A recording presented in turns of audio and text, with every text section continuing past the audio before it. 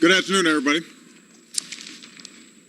10 days ago, the world watched in horror as men, women, and children were massacred in Syria in the worst chemical weapons attack of the 21st century.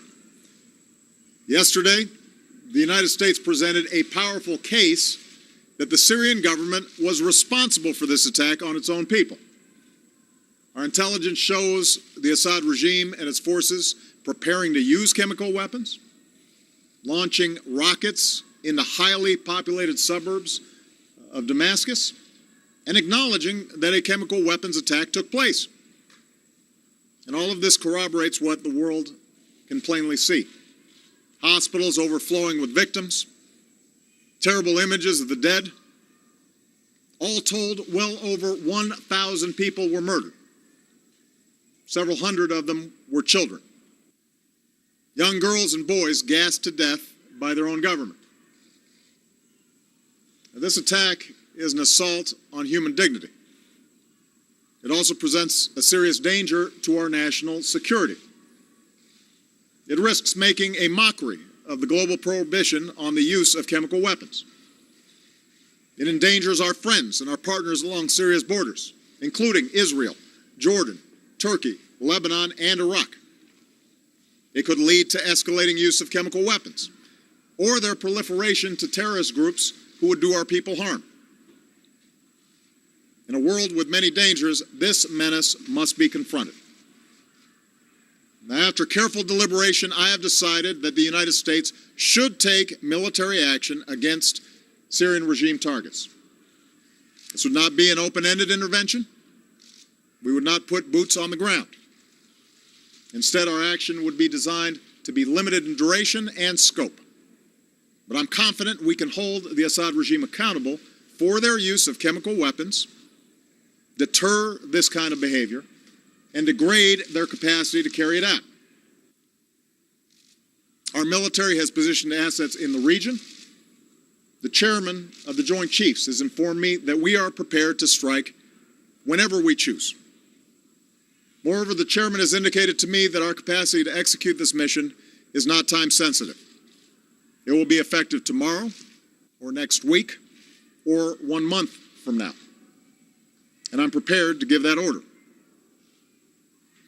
But, having made my decision as Commander-in-Chief based on what I am convinced is our national security interests, I'm also mindful that I'm the president of the world's oldest constitutional democracy. I've long believed that our power is rooted not just in our military might, but in our example as a government of the people, by the people, and for the people. And that's why I've made a second decision. I will seek authorization for the use of force from the American people's representatives in Congress. Over the last several days, we've heard from members of Congress who want their voices to be heard. I absolutely agree. So this morning I spoke with all 4 congressional leaders, and they've agreed to schedule a debate and then a vote as soon as Congress comes back into session. In the coming days, my administration stands ready to provide every member with the information they need to understand what happened in Syria and why it has such profound implications for America's national security. And all of us should be accountable as we move forward, and that can only be accomplished with a vote. I'm confident in the case our government has made without waiting for UN inspectors. I'm comfortable going forward without the approval of a United Nations Security Council that so far has been completely paralyzed and unwilling to hold Assad accountable. As a consequence, many people have advised against taking this decision to Congress. And undoubtedly they were impacted by what we saw happen in the United Kingdom this week when the parliament of our closest ally failed to pass a resolution with a similar goal, even as the Prime Minister supported taking action. Yet while I believe I have the authority to carry out this military action without specific congressional authorization, I know that the country will be stronger if we take this course, and our actions will be even more effective.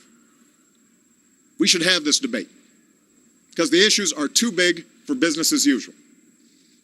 And this morning, John Boehner, Harry Reid, Nancy Pelosi, and Mitch McConnell agreed that this is the right thing to do for our democracy.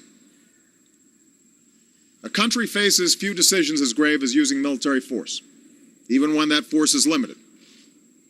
I respect the views of those who call for caution, particularly as our country emerges from a time of war that I was elected in part to end.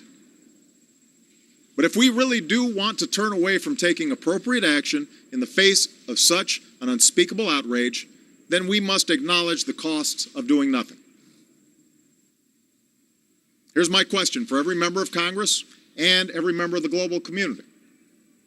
What message will we send if a dictator can gas hundreds of children to death in plain sight and pay no price?